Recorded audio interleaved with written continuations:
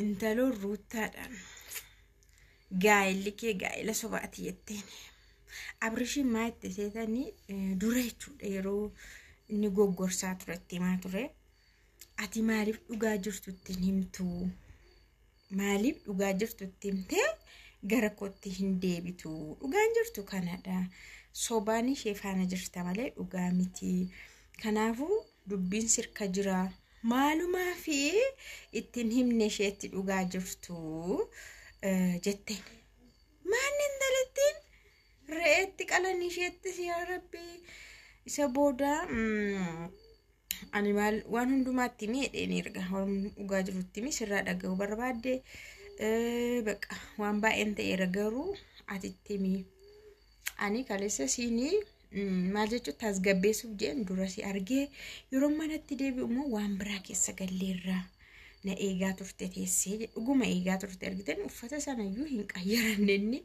uffatuma hintaloo sanaan wal arge viidiyoo dalageen manatti naa galulle viidiyoon sunis hojjetame kan ruuttaafaa jechuudha na waan hundumaatti mi achi booda ruuttaan dhufte deemsi biratti humaan gaafadhu jetteen maal sila waliin gallennan bakka anis nan jijjiire yaada koo ati kaleessaa wajjiniin dhaqnee argina jettee kaate qobaa kee dhaqxee kanaafuu anis qobaan ishee gaafadha waanan gaafachuu barbaadu firiidamiidhaan ishee gaafadha jettee biraa ooftee jechuudha isa booda ruutaan gaa isheetu abbaa qabeenyaa dhamti qabeenyummaa kan dhuunfatee jiru abrishiin ishee dhamti kanaafuu ani jetteen laayifii durii umaayyuutti lakkaa'u keerii naan kennu jette umaa dantaatti lakkaa'u laayifii durii akka namni kamuu dabarsu dabarsiteetta garuu ati hamma kana turtee eessaa dhuftee jette hamma kana teessee kaate eessaa dhuftee jennaan aan hojiittan beekaa jetteen hojiitu hojjetamaa irra dheen beekana hojii keessatti akka haadha manaaf abbaa manaa yookaan akka jaalalleewwanii yeroo wal dhungatan faa kana faan agarreeti jette anaaf abrish kana ol hojjechaan turre kun hojiidha jettee dhiiste yeroo sana wannaan hin agarre seette ani san agarre isa maa argiti sila isan argitu dhugaa jiri ani isa hin agarre osuma wayitiyyuu bilbilayyuu dhiyoodhumanii qabadhe naattiin tollesi bilbila siin qabuun ture duraa jette isa isan agarre garuu ani akka hojii hojjechaa jirtanattan isin beekaa jetteen ishi ati jetteen ruuttaan ati sargiin cidha Dubai deemanii hojjetatanii qopheeffatanii jireenyi isaanii jireenya sobadha jettee ani Dubai miti iddoo maal jettee biyya oddoo fedhe deeme yoon hojjetadhe maaltu si gasheette waan si laallatu qabaayyuu jette amma kana taa'aa turte eessa teesse ishee amma ani garaattiin baadha gaafan da'u soba jettaayyuu jette isa waan na dhibuun qabu garuu ammayyuu jireenyi keessanii jireenya sobaati sobadhaa jetteen wanti tokko dhugaan keessan jiru akkuma hin jedhedha inna animmoo waan realitiin harka jira jenna waan hundumaa yoo haqqana baabbartee idiit gootee fiddee ani waan si amanuun qabu na ilaallatu garuu jetteen kana booda jireenya koo keessa zir jettee seentee zir jechuun maal jechuudha jireenya koo keessa xinnoodhuma ishii tokko zir jettee seentee si asxanaqaquun dhufeette of eeggannoo sitti kennuufan dhufe na kana boodaan of eeggannoo sitti kennuun malee isa darbeef miti ani akkatti zir jettee yookaas akkatti akka qilleensaa jechuudha akkas jettee miliqxee akka jireenya koo keessa seentu siin eeyyamu jennaan maatti seetan situ jireenya koo keessa seenee itteen bara kana keessa yeroo bishaan ol yaa'u keessa jirra waan ta'eef hinna hiinaa ol yaa'a bishaan ganaasii oolee tabbatti an jireenya kee keessan seene situ jireenya koo keessa seene jireenya koo keessa kan seene sidha jettuunire ani waan hundumaa ragaadhaan hin deema kanaafiyyuu kana booda ittiin baqa sifaana haasa'u jechuun dhagaatti bishaan naquudha jette. Sitti immoo jechuun dhagaatti bishaan naquudha. Tokko immoo maal jettee nama beekaa rafuu dammasku maalidha jettee. Ni wanti akkas jette ati beekaa didaarta waan ta'eef sitti himuun hin danda'amu. Nama beekaa rafuu dammaskuun hin danda'amu jetteeni dhagaatti bishaan naquudha ati jette.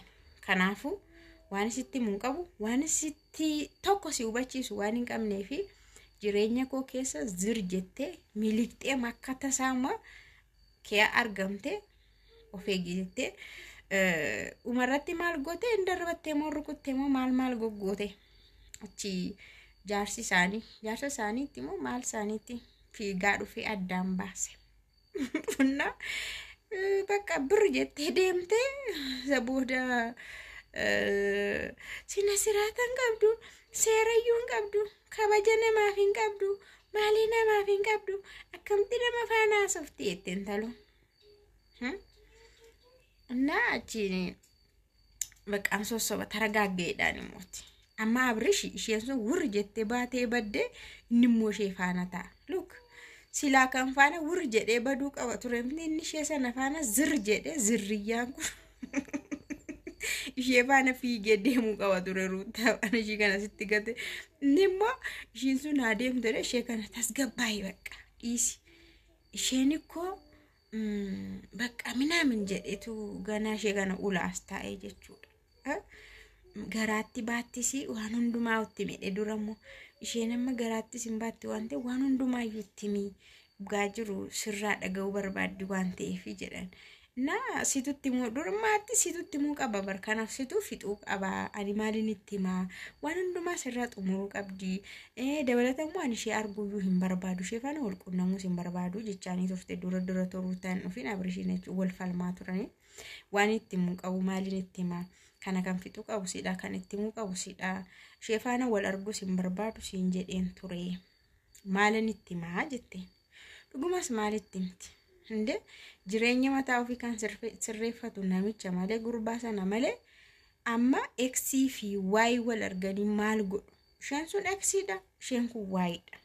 Bakka walitti aanu mitiira qubee walitti aananis lamaanuu walitti aanu waan ta'eef inni maaliif fiilmii isaan irratti hojjeta ijoollee kana irratti jechuudha. Isheen sun maraatte Ruutaan ejjuu elektiriikii qabachuu fiigditee hin beeku maraatte baddeetti.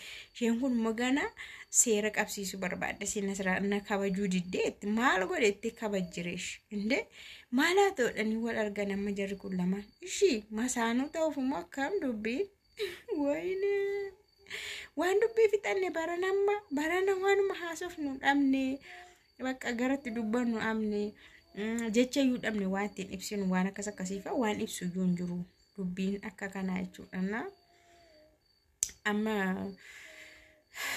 Amma dhuma isaa hin beeknu isheen jireenya koo keessa seenteenna isheen sun situ seeneetti kana booda jireenya koo keessatti xinnoodhuma iyyuu si arginaan of eegi jetteettiin bakka of eeggannoodha booda garuu tarkaanfiin hin jiraata jedheen yaadaan. Amma namni tokko of eeggannoo si kenne yoo ati kee darbite tarkaanfii fudhachuun maastana bakka dirqamadha. Kana booda maal eegnaa tarkaanfii Ruutaan fudhattu eegnaa jechuudha. Ruutaan tarkaanfii fudhachuu qabdi maaliif qabeenya isheeti jireenya koo jetteetti waan ta'eef qabeenya koo jetteetti waan ta'eef bakka ammoo ofirraa dhorkuudha. Ofirraa dhorkite malee hin danda'amne. Kun Abrishii ganaa ishee sossobaa asitti hafeetu dhobsi isheen akkasi bakka tasgabbaa'ii jedha. Booda immoo manatti gala. Achii maaltu ta'ame? Na yoo ati ofirraa dhowwite malee namni sirraa dhowwuu hin jiru. Yoo ati ishee sirriitti ofirraa dhowwite isheen hin baqatti hin baddi. Kana ala jireenyi kee jeeqamaa ta'a. Amma jireenyi jara kana lamaanii baay'ee jeeqama ibidda saafaa keessa jiraachuu jechuudha. Ruutaaf Abrish jechuudha. Ibidda saafaa. Innas hin deemee takka X fida takka Y fida jedhee W fiduun isaatiin oolu. Gara duubaatti W's barbaadee fida. Isheen immoo eessa dhalaata? Isheen uftee ganaa boonshiin oolu. Kanaaf amma ani kan hin jedhu intalli kun eruma afaanii bahu ati dhugaa jiru itti himtee maaliif gara kootti hin deebitu jette. Qodaa way haasa'amaa moo maayini jireenyicha akkam ani jireenyan qabaa jedheen an xumureeraa jedheen dirqamaan irraa fudhachuu barbaadde jechuudha. Nama xumure nama sheefaana xumure garuu isa xumureera ta'e sumaa of diigaa miti maaliif dubbii fidaa miti ofii isaa dubbii harkisee fide. Intaloon kun ajitti boosee ofis kuttee baafattee turte sila. Finfinnee uftee wal argina jedhe. Achii booda wal argaadhaan booda wal dhabu.